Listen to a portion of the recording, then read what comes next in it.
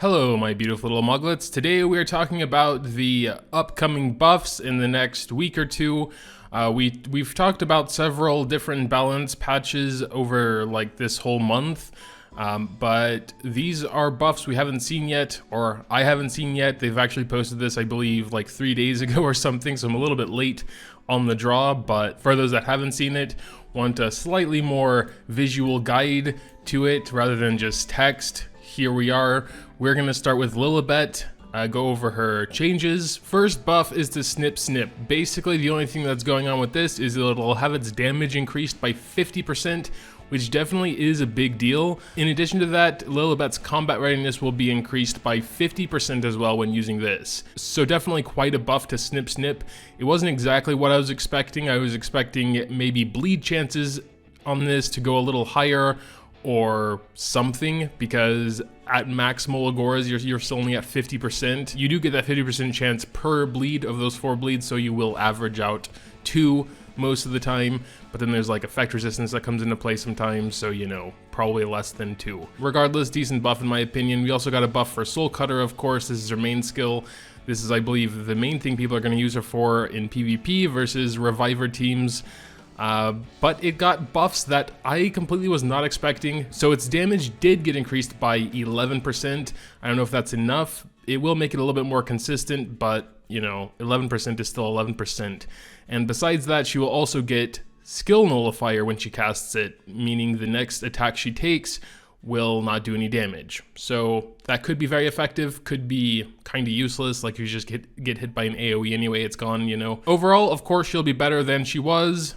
Snip Snip could be very powerful, 50% more damage, you know, that's nothing to scoff at, and can still do them bleeds, you know, cool. And 50% combat readiness, that's a big deal as well. Next we're looking at Lidica, one of my favorite heroes, which I have been using way less than I should be, but that's mainly because I'm not doing Hell Raid right now, which she really shines in, at least she did for me. So firstly, I actually didn't think she needs any buffs. She's very good at what she does, but regardless, here we are. Thornbush is getting a pretty simple but nice buff, where it will also dispel a buff from the enemy. I think Thornbush was a little underwhelming, you know, one not that good debuff, but on the other hand, decreased hit chance can be very good on bosses, because most bosses can get hit with this, whereas they can't get hit with provoke or stun or whatever, not even silence. We're also getting a buff to public execution, where in addition to everything it currently does, it will also make them unhealable, lest they resist it. So the buff dispelling on Thornbush, I think that's amazing.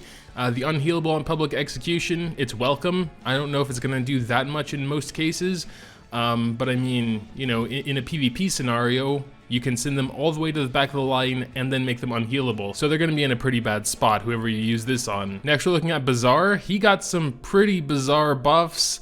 Not really bizarre, but they sound really good on paper. I just wanted to make that pun.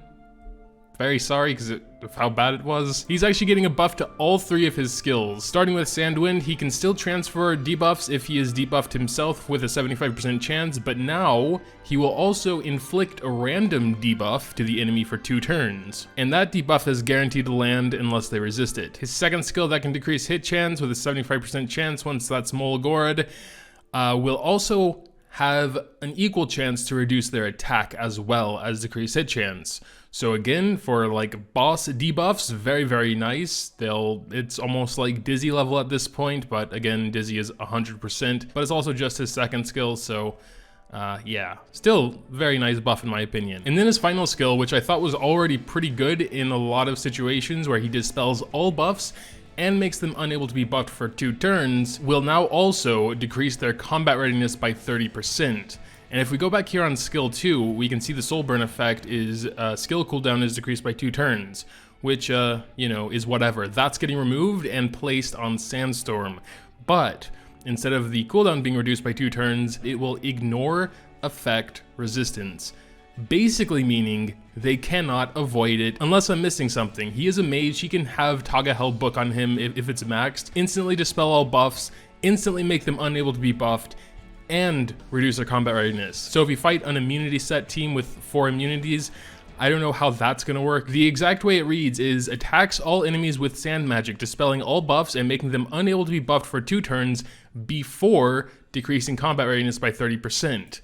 And then the soul burn is ignore effect resistance. So that sounds like to me they're gonna get their buff removed first and then decrease the combat readiness. So if you soul burn it, literally 0 chance they can escape from those things. Boom. That sounds pretty good to me. However, you do also have to remember that, you know, to do something like that, he does have to be fast enough. And so either you can choose to have someone like ML Lots in your team to boost him up and do that, and then him reduce all their combat readiness by 30%, or you try and give him enough speed, but max currently is 103 for him, which isn't that fast. Mages will also get a buff to their speed, however. I believe Bazaar is included, but we'll get back to that a little bit later. But yeah, on paper, that third skill after buff sounds pretty amazing. Next, we're looking at Yufine, and as someone who doesn't own her, never used her or anything, I can only go based off what other people are saying, and they're saying that she got overbuffed actually. Her second and third skill got buffed. Let's start with Dragon's Roar. You can see it does actually a lot of stuff already: attack, speed, and silence, and dispels a buff from all enemies. So basically this is getting its damage bumped by 50%. That's quite a lot for an AoE. As well as that 40% chance to silence for a turn is going up to 85% chance. Also, the cooldown is getting reduced by a turn, so 3 turns once it's Moglets. And the only thing that changed with Dragon's Charge is the wording. Basically what's going to happen is she's going to dispel first and then try the stun, meaning if they have immunity, you can still stun them because it will remove that immunity. But Dragon Charge should just one-shot them anyway, at least from what I've heard, so I don't think that matters that much. But yeah, so the buff to Dragon's Roar though, definitely very, very interesting. Next we got Yuna, one of the only free 5 stars. She also got a buff to every single one of her skills. Let's start with Homing Laser. So currently she'll increase her own combat readiness by 6% per target. She's keeping that, but in addition to that, all allies will have their combat readiness increased by 2% per enemy. In most, like, at least PvP scenarios, that's 8% for everyone.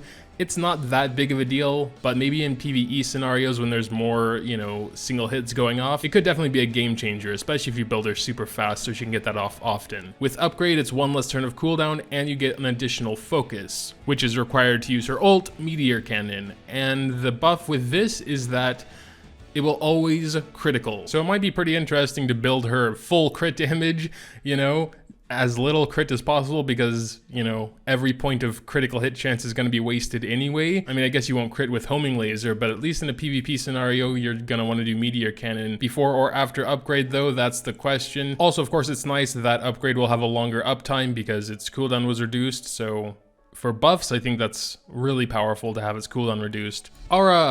Ara is also getting a buff. Second skill, Catalyst, is just getting a damage buff of 14%. And Fire Pillar is getting a pretty nice buff as well. It keeps the burn effects, but also adds a 50% chance to stun as well. So a little bit closer to ML Ara. It's only a 50% chance to stun, not a 100 like Ara. I believe Ara's is also 2 turns. Next, we're looking at Assassin Coli. She got a buff to her basic skill. Basically just a damage increase, but she'll also grant herself increased speed when using it. And that's her basic attack, so that's pretty nice. Its damage buff is 12%, and the additional damage when stealthed is 9% more than before. Also, Murder just got its cooldown reduced by a turn. So it looks like they decided against that so-called buff they were gonna give her, where it would silence all enemies if it landed the stun, or something like that. I forgot exactly, but a lot of people were like, that's actually not better, it's actually worse.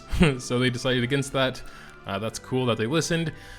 But yeah, that's pretty much all for Assassin Coli. Not massive buffs, but at least no nerfs either. Next, we're looking at Purrgis. He got buffs to every single one of his skills as well. With his basic skill, it's going to do what it does now, but also extra damage proportional to his max health. His AoE counterattack passive will attach a 15% chance to stun as well onto it, which I think is pretty crazy. I mean, he has a 30% chance to counterattack when it's Moglets and it's AoE.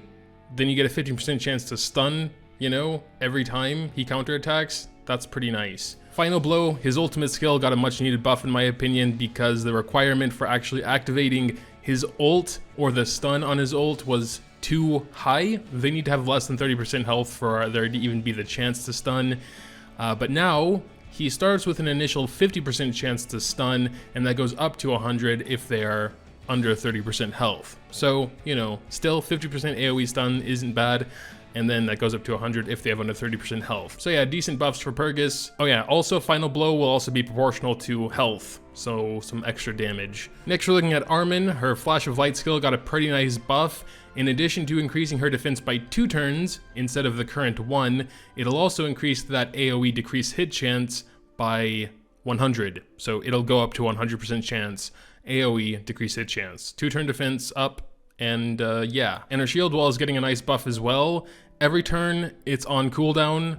All allies take 10% less damage, so it's kind of like an Arius, but I don't believe that extra damage goes to her. And I'm pretty sure it includes her as well, so quite cool, quite a significant buff there in my opinion. So just use that immediately, boom, you have constant 10% just damage reduction. My boy Crowzet is getting a nice buff as well. He's my preferred tank for Wyvern 11. Firstly, Mark of Protection. This grants a barrier and increased defense to an ally that goes below 50% health from an attack, and this can be activated every 2 turns. After the buff, that can happen every single turn, so very nice. This will depend on Crowzet's speed, of course, so he has to actually make a move for that cooldown to be reset and there to be another barrier. And I kind of don't think he has a super fast speed. Indeed, he only has 93. So, and you kind of need to build him tanky and not fast anyway. So, but yeah, still definitely very nice. His ult got a cooldown reduction as well as the ability to provoke 75% chance. This is definitely going more into the PvP territory, but hey, he might be pretty good there, honestly. Because once Moglets, that combat readiness decrease goes up to 50%. That's nothing to joke about. If they don't resist it, of course. Kitty Clarissa also getting a buff to her ult. The only thing that's happening here is that she will automatically get an extra turn when using this skill. That is incredibly powerful. Usually you need to soul burn for something like that, and even then it's not available on everyone, so very, very nice. Now we're looking at Achates. Basically the only thing happening with her is that she will also decrease all skill cooldowns of the enemy she uses rapid cure on, unless it's herself. I don't believe it works on herself, but anyone else uses this, all their skill cooldowns are reduced by a turn. So I can already think of some things where there's already some low skill cooldowns. You can use that sort of like as a mini Assyria, you know, get that skill off again. So pretty interesting for sure. Definitely makes her a more interesting support, because currently I think she does fall back even from other 4-star healers like Angelica. Now we're looking at a character that gets literally no attention at all, and I'm not even going to try and pronounce whatever that name is. Otillie, that's my best guess. So her area defense passive is super interesting. All allies receive 15% less damage from attacks that target all allies. That's getting buffed up to 30%, of course, once it's Moglets. And since there are a lot of AoEs in PvP, and you can basically just look at a team and know, you know, who's AoE and who's going to be doing the AoEs, you can bring her in there for potentially just 30% straight damage reduction, you know. That's quite nice. Basically like C Armin's replacement, I would say. Mana Release, in addition to what it's currently doing, will also get a silence debuff attached to it. Looks to be a 100% chance, as well as the cannot buff debuff. So when you know you're going up against just a bunch of AoEs, area defense is going to be super powerful in my opinion. And then of course Mana Release, getting that silence attached to it, 100% chance. Basically just give her a ton of effectiveness. She's actually pretty fast as well. I don't know if she would actually need to be super fast, unless you want to get Mana Release off, but I mean, doesn't sound bad though. And finally we have everyone's favorite natural 3-star Moonlight Gunther, at least my favorite. It must be my favorite since I have about 9 of him. His passive Veteran does not allow him to critical, but increases his attack by 50%. That's staying the same, but also you get increased critical hit resistance by 70%. So if the enemy has 100% crit chance, they attack Gunther, now they have 30% crit chance. I mean, just when attacking Gunther, of course. So okay, he can kind of be sort of a tank with some power, I guess, kind of bruiser-ish, maybe. Then his Tenacious Strike will have a guaranteed defense down unless they resist it for 2 turns, in addition to increasing the damage by 29%. So I mean, Gunther has always been kind of interesting. He was also my first Moonlight hero, period. And the fact you don't need to build any crit chance or crit damage on him, you can just like build him pure attack for some effectiveness as well, especially now that he can defense break with his ult, which, you know, has a 3-turn cooldown. Definitely not bad. So yeah, all in all, I think he might be worth using. There is also one floor in Automaton Tower where if you critical, or that may have been before the nerf, I don't really know, but there was like the ML Kin. If you critical him, he'll counterattack. And yeah, so since he can't critical, might be pretty interesting for that. Also, you know, light versus dark. But yeah, that's all for the hero buffs. We also have some artifact buffs as well, 4 of them. We're gonna go over those real quick. Starting with Justice for All. Once it's maxed, you have a 100% chance to grant the caster a random buff for 1 turn at the end of the turn, and then it lists all the possible buffs. The only thing that's happening here, but it's pretty big of course, is you get that buff for 2 turns now instead of 1. That's a massive deal because that means you'll always have 2 random buffs instead of just 1. You know, I mean, obviously, don't need to say that, but yeah.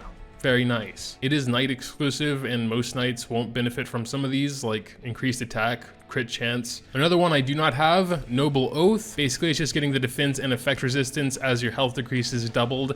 So when it's max leveled, that can go up to 100% defense and effect resistance. This might not be something I would use really. I mean, I can definitely see it being useful, but honestly, this game, it doesn't seem like the tank is going to be the first one to die, like ever, in my experience at least. And since you couldn't really have an Arius or something to actually take the damage and, you know, get to that point, maybe in some scenarios, especially like Wyvern 11, where it only attacks the front line, this would be, I would say, very good, especially after the buff. But yeah, not super interesting for me. And one I finally do have, I think actually 2 of them, is getting a significant buff as well, Violet Talisman. At max, you get 3% attack and evasion every turn up to 10 turns. After the buff, that's not getting increased, but changed. So now you get 10% attack and crit chance every turn up to 3 turns. So it's basically the same, but it can be used for much shorter style battles as well. So incredible in my opinion. And finally we got a Glorxa's Basket. At max, 40% chance each to grant increased attack and critical hit chance to the caster for 1 turn. The only thing that's changing here is the increased attack is upgrading to greater. So I believe that's 75% attack buff over the normal attack buff, which is 50%. Also we have this chart here of several mages that will be getting a small speed bump. I mean, it looks small, you know, most of them are getting between 5 and 6 extra speed, but since that's base speed, that will increase with like a speed set as well. So Bazaar is indeed in there. I don't believe every mage is in there. Vivian, for example, it's only mages that are in Aries, Cancer, Leo, Scorpio, or Aquarius star signs. And then of course we have all the nerfs we already talked about, ML Ara, Ball and Cezanne, Vildred, and Armin. We're not going to go over those again, but yeah, that's pretty much it for the buffs coming. I'm not too sure if I'm going to raise anyone new specifically because of the buffs. I do have most of the ones mentioned, not Yufine or Assassin Coli, and probably 1 or 2 others in there. But of course, the ones I already have that are getting buffed, like Lidica and, you know, Lilibet, I'll be, of course, trying them out and everything. But make sure to tell me what you think in the comments down below. Of course, leaving a like as always is greatly appreciated as well. Thanks, as always, for watching. And until next time.